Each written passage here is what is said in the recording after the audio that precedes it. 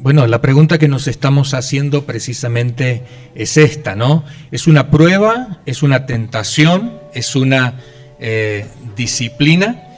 Hay un pasaje de la Escritura, de un relato que muchos de nosotros conocemos, y los que lo conocemos vamos a ver los detalles, y aquellos que no lo conocemos, sería interesante ver la historia de este hombre llamado Job. Dice así la Escritura en el libro de Job, capítulo 1, versículo 6. Llegó el día en que los ángeles debían hacer acto de presencia ante el Señor, y con ellos se presentó también Satanás. Y el Señor le preguntó: ¿de dónde vienes? Vengo de rondar la tierra y de recorrerla de un extremo a otro, le respondió Satanás. ¿Te has puesto a pensar en mi siervo Job? Volvió a preguntarle el Señor. No hay en la tierra nadie como él, es un hombre recto e intachable, que me honra y vive apartado del mal. Satanás replicó: ¿y acaso Job te honra sin recibir nada a cambio? ¿Acaso no están bajo tu protección él y su familia y todas sus posesiones? De tal modo has bendecido la obra de sus manos, que sus rebaños y ganados llenan toda la tierra. Pero extiende la mano y quítale todo lo que posee, a ver si no te maldice en tu propia cara. Muy bien, le contestó el Señor, todas sus posesiones están en tus manos, con la condición de que a él no le pongas la mano encima. Es interesante que este relato de la Escritura, habla de un hombre que lo tenía todo y de la noche a la mañana lo perdió todo. Y nos preguntamos ¿por qué lo perdió todo? Y la Biblia no dice nada al principio, sino solamente dice que se acercan unos amigos. Estos amigos empiezan a aconsejarle, a orientarle, y cada uno piensa algo, lo que muchas veces nosotros pensamos de aquel que está sufriendo. ¿Qué pensamos? Pensamos que a lo mejor es un castigo de Dios, pensamos que Dios lo está disciplinando, o pensamos que es una prueba, una situación difícil que tiene que enfrentar la persona, ¿no? Y decimos, pero ¿quién tiene la razón? Y la verdad es que ninguno de sus amigos dio en el clavo, ninguno lo pudo orientar de acuerdo a lo que era correcto, ¿no? Me gustaría que nos hiciéramos una pregunta. ¿Lo que vivió Job fue una prueba, fue una tentación o fue una disciplina? ¿Qué te parece a ti? Piénsalo por un momento. ¿Una prueba, una tentación o una disciplina? Piénsalo y respóndeme.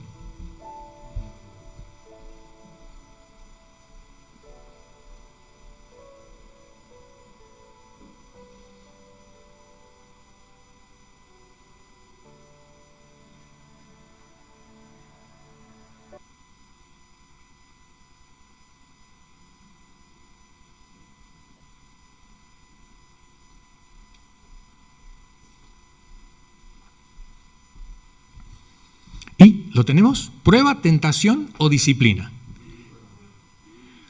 Prueba. Bueno, ¿por qué? Porque conocemos la historia, ¿no? Porque conocemos el final de la historia. Pero si no conociéramos el final de la historia, la mayoría de nosotros pensaríamos, y algo malo habrá hecho. Sabes que los otros días hablaba con un hermano y le decía, mira, tú me podrías echar una mano, ayudarme en esto y demás. Le digo, no es para mí, es para otra persona. Y entonces me empieza a preguntar, y bueno, ¿y esta persona qué esto, qué lo otro? Y le digo, mira, lo está pasando muy mal, muy difícil, y él necesita ayuda, ¿no? Y lo más natural que él dijo, que lo que la mayoría de nosotros pensamos, él me dice con toda sinceridad, seguro que está haciendo algo mal esta persona. Porque siempre esa es nuestra tendencia, pensar que estamos haciendo algo malo o algo malo está haciendo el otro, por eso le está ocurriendo esto y aquello. Pero es muy importante cuando nosotros aconsejamos, cuando nosotros orientamos a otra persona o cuando lo aplicamos a nuestra propia vida, preguntarnos, ¿es una prueba esto que estoy viviendo? ¿Es una tentación que tengo para desviarme de la fe? ¿O quizás es una disciplina de parte de Dios? Recordemos, ¿qué son las pruebas? Dice el versículo de Santiago capítulo 1, versículo 2 al 5, lo recordamos. Dice Santiago, hermanos míos, consideraos muy dichosos cuando tengáis que enfrentaros con diversas pruebas, pues ya sabéis que la prueba de vuestra fe produce constancia. Y la constancia debe llevar a feliz término la obra para que seáis perfectos e íntegros, sin que os falte nada. Si a alguno de vosotros le falta sabiduría, pídasela a Dios, y Él se la dará, pues Dios da a todos generosamente, sin menospreciar a nadie. Aquí tenemos un resumen bastante escueto de lo que son las pruebas. Es una situación donde de pronto no sabemos qué hacer. Y Santiago lo sabe. Cada vez que tú y yo entramos en una prueba, no sabemos qué hacer. Es la realidad. No quiere decir que no la vamos a resolver, pero al principio es como cuando íbamos al colegio o al instituto o en la facultad y entonces nos tomaban un examen y entonces la primera reacción nuestra es decir, uy, seguro que esto no lo sé, pero nos ponemos y decimos, a ver, voy a recordar, a ver qué Dios me ha enseñado, a ver qué he aprendido en este tiempo, qué tengo que practicar. Y Santiago dice, pero si te falta ese saber cómo llevar a la práctica la fe, pídele a Dios sabiduría. Cuando tú y yo aconsejemos a alguien, en vez de caer en la trampa de orar a Dios y decirle, Señor, quítale este problema a la persona, ayuda a la persona, ayudemos a la persona que está en dificultad y digamos, ¿sabes qué? Vamos a orar en este momento y le vamos a pedir a Dios sabiduría para que tú puedas resolver esto. Lo que pide un estudiante a su profesor, profesor, no nos tome el examen es la próxima semana, ¿no nos podría dar una semana más, profesor? Bueno, una semana más, pero y no más, ¿eh? Y cuando llega esa semana, profesor, ¿para qué? Si usted ya sabe que nosotros hemos aprendido. Pero cuando nos sentamos a hacer el examen, ahí podemos comprobar realmente si realmente lo hemos internalizado a eso que hemos aprendido o no. Y lo mismo pasa con la fe. Salimos de este lugar y decimos, hay que perdonar a todas las personas. Y salimos con ese entusiasmo, voy a perdonar a todo el mundo. Pero cuando llego a ver al vecino ese de siempre, lo miro y digo, Señor, a todos puedo perdonar, pero a este no. Señor, tú sabes, Señor, que es muy difícil perdonarlo. Es imposible practicar el perdón con este vecino. Y Dios nos dice, tienes que resolver el problema. Hay que pasar la prueba, hay que superarla. ¿No sabes cómo? Pídele a Dios sabiduría. También entendemos que la prueba nos lleva ¿a qué? A la perfección, a la madurez, a crecer, a subir de nivel. Mira, el lugar donde tú y yo estamos ahora es el lugar para el cual hemos aprobado anteriormente, hemos salido victoriosos de la prueba y ahora estamos en esta situación. Ahora, si queremos subir de nivel, avanzar un poco más, habrá que opositar, como dicen aquí en España. Habrá que, de alguna manera, demostrar que puedo estar en el próximo nivel. Job, dice la Escritura, que era, de acuerdo a los ojos de Dios, era el hombre más recto y más justo del mundo. Y se lo presenta como ejemplo a Satanás. Y le dice, Satanás, ¿has visto a mi siervo Job? Y Satanás dice, sí, porque tú lo cuidas. Pero tú no lo cuides. Quítale la mano de protección que pones sobre él. y vas a ver que él te va a fallar. Y entonces Dios dice, acepto el reto. Acepto el reto. Y permite que Satanás toque todos los bienes materiales de Job. Permite que Satanás haga morir a todos sus hijos. Permite que Satanás destruya todo lo que hay a su alrededor. Dios le había dicho, no toque su cuerpo, y Satanás lo respeta. Y Job se mantiene firme. Le dice la esposa de Job, maldice a Dios y muérete. Y Job responde aquella frase que muchos sabemos de memoria. Si hemos aceptado las cosas buenas de Dios, ¿no vamos a aceptar también lo malo? Si hemos aceptado las situaciones buenas que Dios ha permitido, ¿no vamos a aceptar las malas? Y dice la Escritura, y Job se mantuvo fiel. Y entonces viene Satanás y dice, ya sé por qué se mantuvo fiel, porque no has tocado su cuerpo. Y cuando Dios permite que Satanás toque su cuerpo, le dice, pero no le quites la vida, Y entonces viene una enfermedad sobre la vida de Job, y entonces ahí ya es como que decimos, se va a derrumbar, pero a pesar de eso, Job se mantiene. Y es un ejemplo para nosotros, porque recordemos que el estado anterior de Job no fue el mismo, el estado posterior de Job no fue el mismo que el anterior, sino al contrario, cuando pasó la prueba, Job tuvo mucha más experiencia, mucha más cercanía de Dios, mucho más bienes materiales. ¿Por qué? Porque había superado la prueba, entonces pasó de nivel. ¿Qué es la tentación o qué son las tentaciones? Ya hemos visto en los grupos de fe, en el discipulado que estamos haciendo, que las tentaciones no vienen del diablo. El diablo no es el que arma la tentación, sino que la tentación se origina en nosotros mismos, Por eso cada uno es tentado a un nivel diferente. Lo que te tienta a ti, a mí no me tienta. Lo que me tienta a mí, a ti no te tienta. Ve a un niño de 1 año y ofrécele una moneda de 50 centavos. A un niño de 1 año, ofrécele una moneda de 50 centavos. La va a mirar, sus ojitos van a brillar y se va a sentir el niño más rico del mundo. Ofrécele a un adulto una moneda de 50 centavos y dile, véndeme tu alma por 50 centavos. ¿Sabes qué? El adulto te va a decir, ni loco. Yo no voy a vender mi alma a ti por 50 centavos. Eso no vale nada. Fíjate que hay cosas que tientan a una persona y hay otras que tientan a otra, de acuerdo al nivel de cada uno. Pero ofrécele al adulto 100.000 euros a cambio de su alma y el adulto lo va a pensar 2 veces. Lo va a pensar 2 veces. ¿Por qué? Porque eso sí tienta. Pero ofrécele los 100.000 a alguien que tiene millones en su cuenta, eso no lo va a tentar.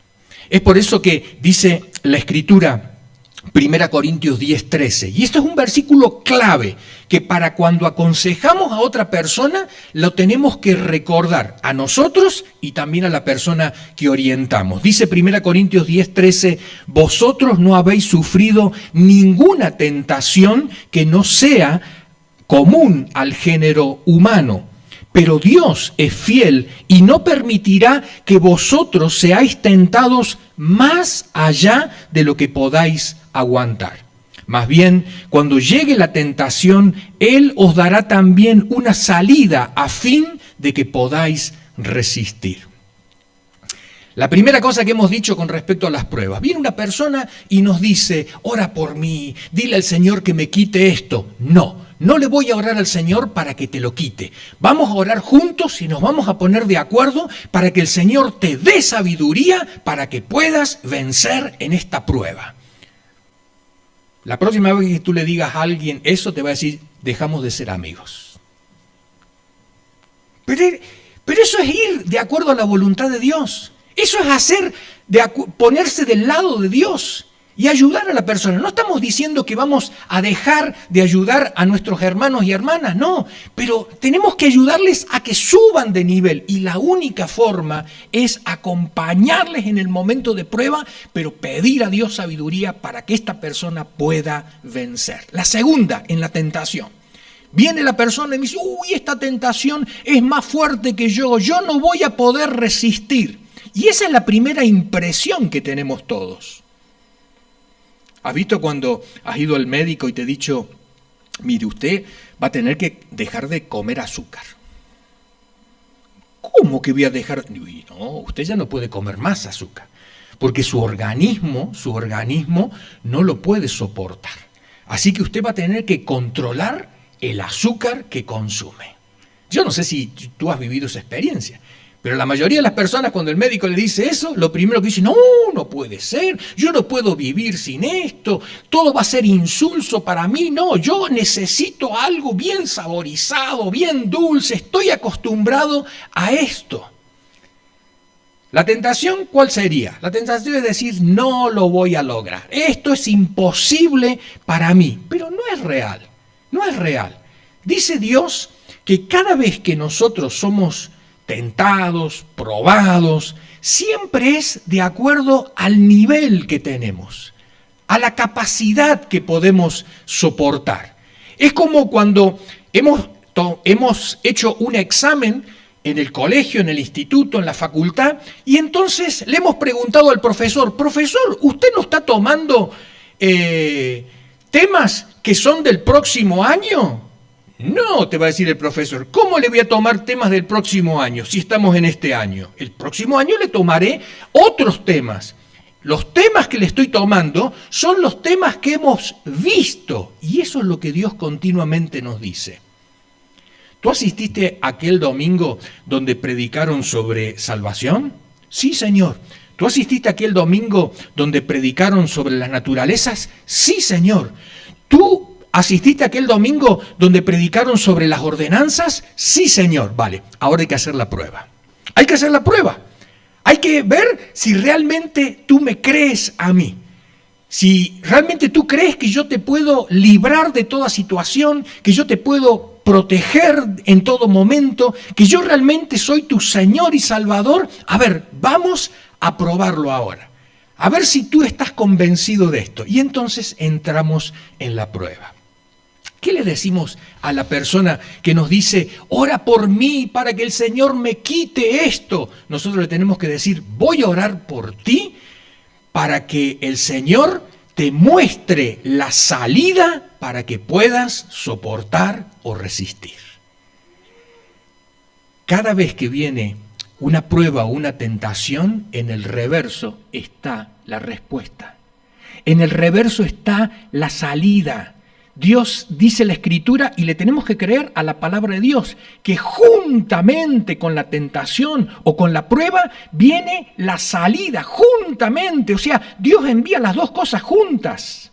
Aunque nosotros tardamos un poco en decirle al Señor, Señor, muéstrame la salida para poder soportar y resistir, pero el Señor dice, ya te la he enviado. Ahora pídeme que te abre los ojos y yo te abro los ojos. ¿Estás dispuesto a ver la salida para soportar esto? ¿Estás dispuesto? Y entonces ahí se nos abren nuestros ojos espirituales y decimos, ahora sí lo puedo enfrentar. ¿Qué son las disciplinas? Que es el tema que nos compete en el día de hoy. ¿Qué son las disciplinas? En primer lugar, tenemos que diferenciar entre disciplina y castigo. Disciplina y castigo. Muchos padres dicen esta frase, ya le he quitado a mi hijo el televisor, le he quitado la tablet, le he quitado la Play, le he quitado el móvil y sigue portándose mal. ¿Y sabes por qué? Muchas veces nosotros fallamos en la educación como padres, como maestros, como pastores, muchas veces fallamos en esto, en confundir el castigo con la disciplina. Y hay una clave que Tú te la tienes que preguntar cada vez que vas a ejercer una disciplina o un castigo sobre tus hijos, sobre tus alumnos, sobre la persona que está a tu cargo, tu empleado. Tú tienes que hacerte esta pregunta. La disciplina que yo voy a darle a mi hijo, ¿tiene que ver con lo que hizo mi hijo? Porque si no tiene nada que ver con lo que hizo tu hijo, o tu alumno, o tu empleado, entonces ya nos estamos equivocando. Le estamos dando castigo. Fíjate, acá en la imagen, tenemos el padre o la madre que le está quitando la tablet al niño. ¿Pero por qué le quita la tablet? ¿Por qué le quita la tablet? Tú dirás, claro, porque va golpeando con la tablet a todos los compañeritos de la clase, o va con la tablet tratando de martillar y usarla como martillo. No, muchas veces, el mal uso que hacemos de las redes sociales, porque estamos enganchados ahí, o nuestros hijos están enganchados ahí todo el día y demás, y entonces le decimos, te quito la tablet. Pero ¿en qué le enseña eso a nuestro hijo? Eso es un castigo. La disciplina es algo que de alguna manera lo va a reconducir para que sepa cómo actuar correctamente.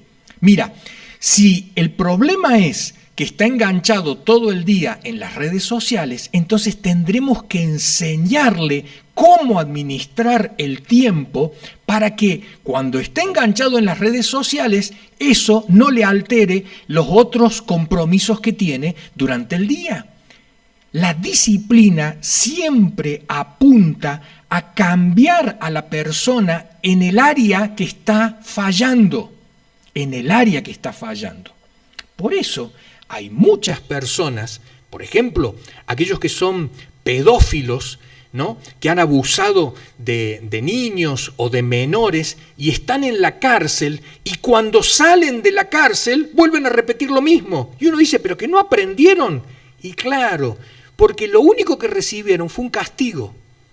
El castigo tiene que ver con la respuesta que nosotros le damos como padre, como maestros, como la sociedad, le damos a la persona que ha cometido una falta. ¿Qué respuesta le damos? La encerramos. No digo que no hay que encerrarla, pero la encerramos para que no vuelva a cometer lo mismo. Pero un día va a salir y si no aprendió, va a repetir.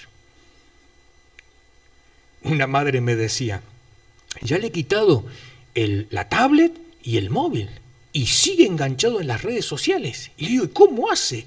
Y dice, porque ha pedido un móvil prestado a otro compañerito.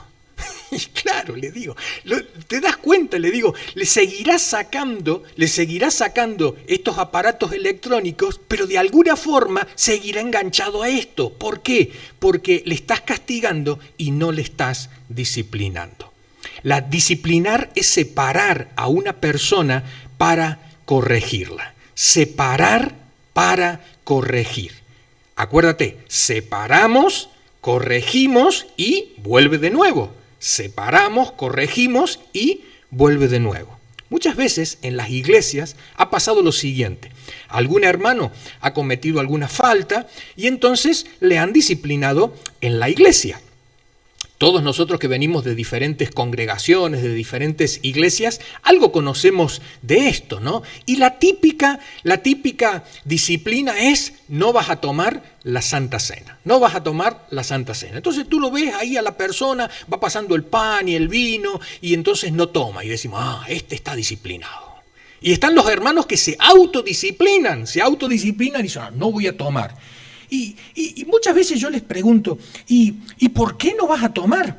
Y no, porque van mal las cosas en mi matrimonio. Y le digo, ¿y tú piensas que por no tomar se van a mejorar las cosas en tu matrimonio? No tiene nada que ver una cosa con la otra. Te estás castigando, pero no te estás disciplinando. Quizás lo que tú necesitarías es tener a lo mejor algunas charlas sobre matrimonio juntamente con tu pareja y arreglar las cosas. Esa sería la disciplina, pero te estás castigando. El hecho de no comer del pan y del vino no significa que me van a resolver los otros asuntos que tengo pendientes en mi vida. Al contrario, necesito acercarme a Cristo Jesús a través del pan y del vino, recordando que su sacrificio es lo único que me limpia los pecados y es lo que puede transformar mi vida. Y en ese sentido, sin querer, algunos hermanos y hermanas lo que hacen es incumplir la ordenanza de recordar a Cristo Jesús pensando que están haciendo algo correcto. El rincón de pensar, esto es algo que yo lo aprendí aquí en España. En mi país, en la Argentina, esto no existe, sino dice simplemente el rincón, ¿no? Me imagino que en otros países también pasa algo similar, ¿no? El rincón de pensar. Te vas al rincón de pensar. Le decimos al pequeño, ¿no?, que ha hecho alguna gamberrada por allí, ¿no? Te vas al rincón de pensar. Ahora se utiliza otra frase que es un tiempo fuera. Vamos a tener un tiempo fuera. ¿Qué quiere decir?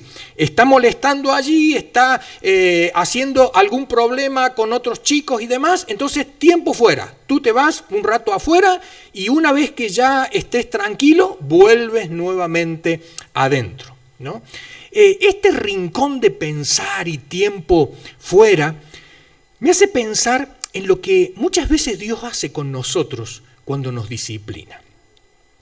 Porque hasta ahora no hemos visto la diferencia entre prueba y disciplina, pero es necesario que percibamos qué es la disciplina para que cuando llegue el momento seamos lo suficientemente maduros de decir, el Señor me ha disciplinado. Y si nos ha disciplinado es diferente a que si nos ha probado, porque la prueba apunta a que crezcamos, avancemos. En cambio, la disciplina apunta a que volvamos al camino porque nos hemos desviado. Creyentes del rincón. ¿Quiénes son los creyentes del rincón? Son aquellos creyentes que una y otra vez, que puede ser tú, que también puedo ser yo, que alguna vez lo hemos sido todos. Somos aquellos creyentes que en un momento dado volvemos a lo mismo. Volvemos a lo mismo. ¿Y Dios qué nos dice? Al rincón. Al rincón. Y son aquellos creyentes, tú y yo, que a veces en ciertas áreas no avanzamos, no progresamos. Es como que estamos estancados ahí y decimos, ¿por qué? ¿Por qué? ¿Por qué? ¿No? Y es que es un Dios que nos está diciendo, no, por esa dirección no vas a ir. Es como aquel que va armando y se le cae todo. Es como aquel que va recogiendo en un saco y lo va perdiendo todo porque tiene un orificio el saco. Entonces, somos creyentes del rincón cuando no hemos aprendido lo que el Señor nos ha querido enseñar y nuevamente el Señor nos envía al rincón. ¿No te ha pasado que en algunas áreas de tu vida, como me ha pasado a mí, que hemos tenido que repetir? Hemos tenido que volver y es como que estamos de nuevo en el mismo punto de partida y decimos, Señor, ¿por qué no avanzo en esto? Y el Señor dice, porque no has querido aprender que esto se hace así. Mira, hay muchas, pero te voy a mencionar dos que muchas veces no aprendemos. No aprendemos y tenemos que pagar el precio por esto que no aprendemos y el Señor nos dice, al rincón, al rincón. Pero, Señor, es que al rincón. Mira, la primera que es muy común. Tú conocerás seguramente otras. Una es cuando no estamos dispuestos a perdonar. Cuando no estamos dispuestos a perdonar, perdonamos a todo el mundo, menos a nuestra pareja. Perdonamos a todo el mundo, menos a nuestro hijo. Perdonamos a todo el mundo, menos a nuestros padres. Perdonamos a todo el mundo, menos el vecino que yo tengo. Perdonamos a todo el mundo, menos al jefe que tengo del trabajo. Perdonamos a todo el mundo menos al profesor ese que no me gusta, o que me ha tratado mal, que me ha humillado, etc.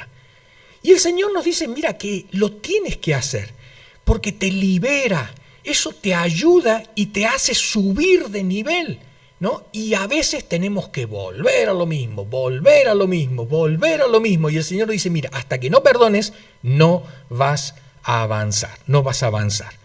El objetivo de la disciplina es la corrección. El objetivo de la disciplina es que volvamos al rumbo correcto.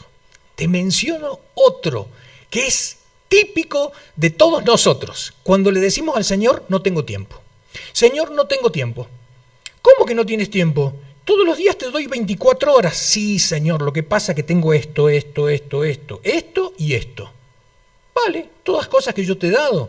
Pero también te he dado el otro tiempo, pero tú lo estás utilizando para otra cosa. ¿Por qué te has metido en esto que yo nunca te he dicho que lo hicieras?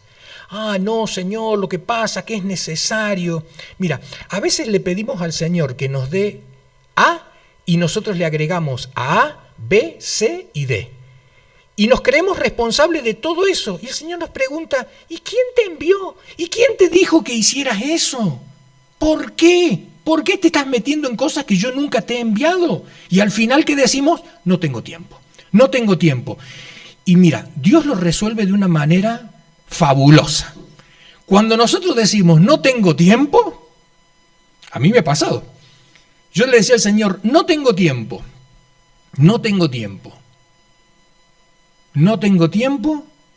hasta que el Señor dice, el tiempo lo vas a tener que sacar de algún sitio.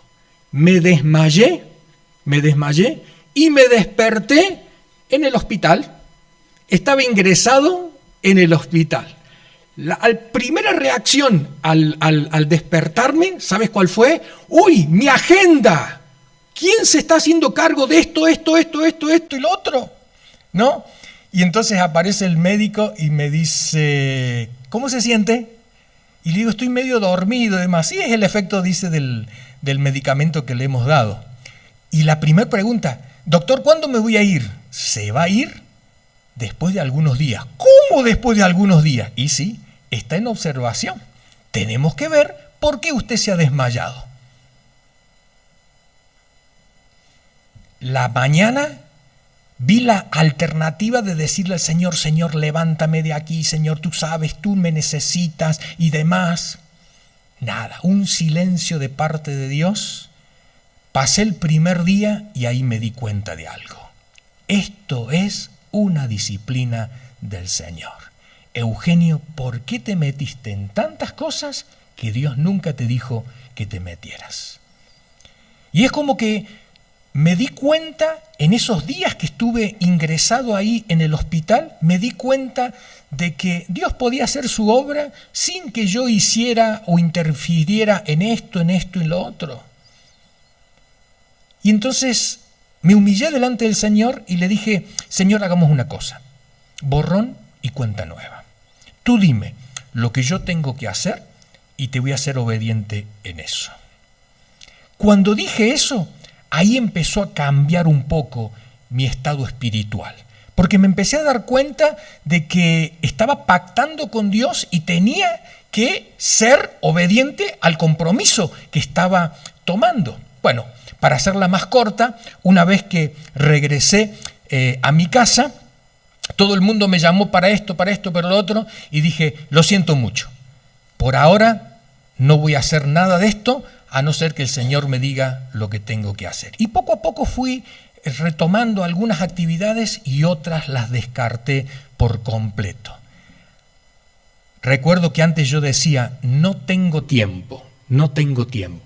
Pero después de esa experiencia, ahora, cada vez que alguien me dice algo, yo le digo al otro, ¿y tú cuándo puedes? Porque vienen y me dicen a mí, Eugenio, ¿tú puedes tal? No, pero no te hagas problema. ¿Tú cuándo puedes? Porque yo me puedo adaptar a ti. Tuve que cambiar la actitud. Ahora, yo no sé cuál será tu caso, pero estos dos que te menciono son muy comunes de disciplina en nuestras vidas. Una, no perdonar; otra, administrar mal el tiempo. Recordemos que el objetivo de la disciplina es la corrección. Dice Hebreos capítulo 12, que es el pasaje que resume de la mejor manera lo que es la disciplina de Dios. Hebreos capítulo 12, versículo 5 dice, ¿y habéis ya olvidado la exhortación que como a hijos se os dirige, diciendo: Hijo mío, no menosprecies la disciplina del Señor, ni desmayes cuando eres reprendido por Él, porque el Señor al que ama disciplina y azota a todo el que recibe por hijo. Si soportáis la disciplina, Dios os trata como a hijos. Porque ¿qué hijo es aquel a quien el Padre no disciplina? Pero si se os deja sin disciplina, de la cual todos han sido participantes, entonces sois bastardos y no hijos. Notemos aquí lo que aparece en letra negrita. ¿Qué hijo es aquel a quien el Padre no disciplina? Nosotros no disciplinamos a los que somos papá y mamá, no disciplinamos al hijo del vecino. Al hijo del vecino simplemente le podemos decir: mira, me parece que está yendo por un rumbo equivocado y demás. Pero nosotros no nos vamos a desvelar por el hijo del vecino. Pero Dios, que es nuestro Padre celestial, Dios, que es nuestro Padre espiritual, ese Dios se desvela por nosotros cuando ve que estamos yendo por el camino que nos lleva al precipicio. Y entonces Dios, ¿qué va a hacer? Nos va a disciplinar. Va a buscar de alguna manera quitarnos, cercarnos, impedirnos, cerrarnos la puerta. ¿Para qué? Para que no sigamos avanzando por ese camino, porque ese camino es un camino que nos va a llevar a la destrucción. Dice Hebreos 12, 9 ahora al 11, seguimos la lectura. Por otra parte, tuvimos a nuestros padres terrenales que nos disciplinaban y los venerábamos. ¿Por qué no obedeceremos mucho mejor al Padre de los Espíritus y viviremos? Y aquellos ciertamente por pocos días nos disciplinaban, como a ellos les parecía, pero Dios, para lo que nos es provechoso, para que participemos de su santidad. Es verdad que ninguna disciplina al presente parece ser causa de gozo, sino de tristeza, pero después da fruto apacible de justicia a los que en ella han sido ejercitados. Dice lo que aparece allí en negrita, dice: para lo que nos es provechoso, Dios nos disciplina. Y lo segundo, para que participemos de su santidad. Las dos cosas pueden ser juntas, porque participar de la santidad es provechoso, ¿no? Pero, ¿qué es esto de participar de la santidad? Dice la Escritura: sed santos, dice Dios, como yo soy santo. Acuérdate que ser santo no es, en primer lugar, ser limpio, puro, sin pecado. Eso también es ser santo, pero esa no es la primera acepción de la palabra santo en la Biblia. Lo santo es aquello que está separado, es aquello que está apartado para el uso de Dios. Cuando tú y yo somos santos delante de Dios, cuando Dios dice: Eugenio, y yo digo: aquí estoy. Cuando tú y yo somos santos, cuando Dios llama a cualquiera de nosotros y tú le dices: aquí estoy. Ahora, ¿cuándo dejamos de ser santos? Cuando Dios nos llama y decimos: ay Señor, lo siento, ya estoy comprometido con otra cosa. Acuérdate que lo santo es lo que Dios va a usar, lo que va a utilizar. Desde luego, si Dios nos utiliza y demás, Él nos perfeccionará, nos limpiará, nos perdonará y demás. Pero esto es muy importante entenderlo. Jesús, a lo largo de su ministerio, se presenta como una persona santa. ¿Por qué? Porque Él dice: todo lo que oigo a mi Padre decir, eso digo. Todo lo que veo hacer a mi Padre, eso hago. Y cuando la gente le quería presionar para que fuera por el rumbo que la gente quería, Él dice: no, Dios no me ha enviado para eso. Cuando la gente quería que hablara de algún tema que Él no quería hablar, porque Dios no se lo había dicho, el Padre, entonces Él se iba por la tangente. Y es muy importante entender que la santidad, lo contrario a santo, es común. Lo común es lo que utiliza todo el mundo. Lo santo es lo que Dios utiliza. Por eso dice la Escritura que cuando Dios llama a Samuel, dice, Samuel, Samuel. Y Samuel se levanta y dice, bueno, ¿quién me está llamando? Todavía no había escuchado la voz de Dios, no conocía todavía a Dios. Y Elí le dice, mira, es Dios quien te está llamando. La próxima vez que lo haga, dile, heme aquí, Señor. ¿No? Y entonces Samuel ahí empieza a percibir que Dios lo puede utilizar, porque le llama y él responde. Dios tenía un mensaje para dar a Elí, que era el sumo sacerdote, teóricamente una persona que tendría que estar al servicio de Dios, pero como no está al servicio de Dios, sino que ya se había enredado con los asuntos del mundo, de la vida, del reino, de sus hijos y demás, entonces Dios no puede hablar con Elí y utiliza a Samuel. Dios te puede utilizar a ti, a mí, a nosotros, como iglesia, como familias, pero en la medida que aceptemos la disciplina de Dios, porque esa disciplina nos santifica, nos vuelve a poner en el lugar correcto, nos vuelve a decir, ahora Dios te puede utilizar. Un hermano, en una oportunidad, llega a la iglesia y nos dice, quiero que oren por mí. Le digo, ¿por qué quieres que oremos por ti? Porque estoy pasando por una prueba tremenda. Sí, le digo, ¿cuál es la prueba? ¿Cuál es la prueba? Y la prueba es que es el segundo teléfono móvil que se me rompe en la semana. Le digo, wow, qué difícil, ¿no? Y tú que eres de los que no te compras cualquier móvil, sino te compras los mejorcitos. Sí, me dice, por eso, dice, es una prueba muy difícil, yo no sé por qué. Yo no sé por qué. Y la esposa que estaba oyendo la conversación, y dice, yo sí sé por qué. Y entonces dice, ¿qué tú sabes? Y entonces la esposa le dice, mira, a ti no te aparta nadie de ese teléfono. Vives con ese teléfono. Vas al baño con ese teléfono. O sea, no hay forma que nadie te separe de eso. Estás comiendo con ese teléfono. Duermes, suena y te despiertas. Yo te llamo y no me oyes, pero suena ese telefonito y tú vas detrás de él. Dice, yo sé por qué se te han roto. Es Dios que te ha disciplinado. Yo estaba en silencio ahí, oyendo lo que este matrimonio decía, y este hombre bajó la cabeza y dice, ¿será así? Y me pregunta a mí, ¿será que Dios me está disciplinando y no es una prueba? Y puede ser que sí, le digo, hermano, yo no lo sé. Yo no lo sé. Le digo, pero puede ser que sí. Puede ser que sí. Si tú estás en ese caso, es pura coincidencia. A veces nos pasa con el coche, a veces nos pasa con el trabajo, a veces nos pasa con los estudios, perdemos cosas y demás. ¿Y no será que Dios está por detrás de todo eso? ¿No será que Dios está por detrás? Para participar de su santidad, Dios nos disciplina. Para que volvamos al camino, para que nos parezcamos un poco más a Dios. Esa es la idea, parecernos un poco más a Dios. Nos hacemos la pregunta, ¿es prueba o es disciplina? ¿Es prueba o es disciplina?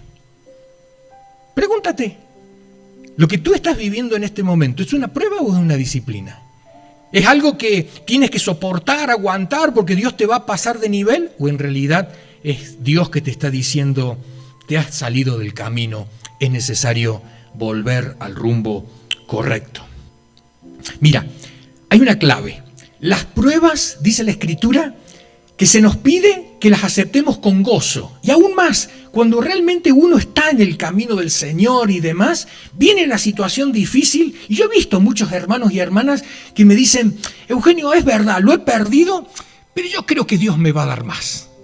Y yo digo, ¿cómo tiene esa esperanza? Yo creo que al final esto va a resultar para bien. Y es efectivamente lo que Dios nos pide para la prueba, que es tener una actitud de gozo, de contentamiento. Eso lo produce el Espíritu Santo, pero cuando es prueba. Ahora la Escritura dice que cuando es disciplina, lo que produce en nuestro corazón es tristeza. Es tristeza porque le hemos fallado al Señor, es tristeza porque al final nos salimos del camino, porque le prometimos y no cumplimos, es tristeza porque hemos fallado a nuestra familia, al ministerio que teníamos en la iglesia, es tristeza. Y uno tiene que bajar la cabeza y decir, como yo, ahí en el hospital, ingresado, ¿no? Y diciéndole, Señor, se me fue todo de las manos. Administré mal el tiempo, me metí donde no tendría que haberme metido y bueno, tú me has detenido. Me has detenido y acepto. Y acuérdate que la prueba te lleva a un nivel superior, pero la disciplina te vuelve al camino. Te vuelve al camino. No te pone más arriba, sino que te vuelve al camino para ver si puedes caminar correctamente, ¿no?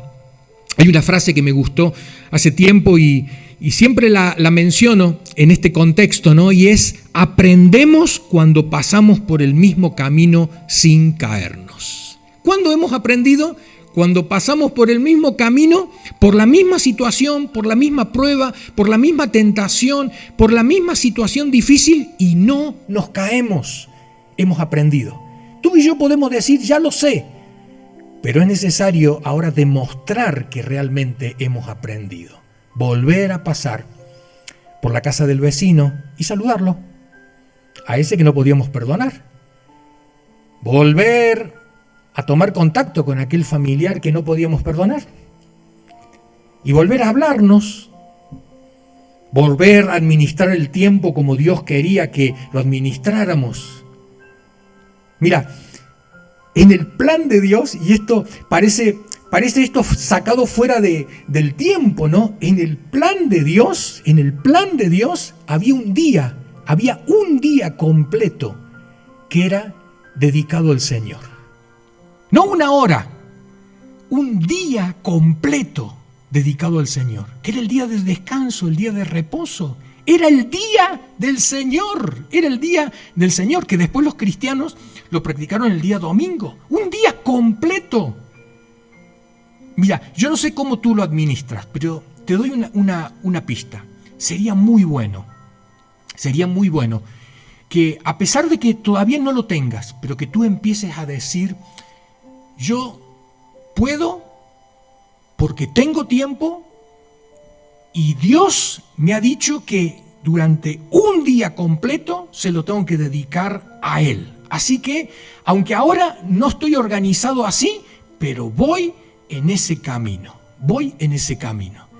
Y haz los recortes que tengas que hacer, es necesario, porque Dios no se va a quedar quieto hasta que todos no nos parezcamos a su Hijo Jesucristo.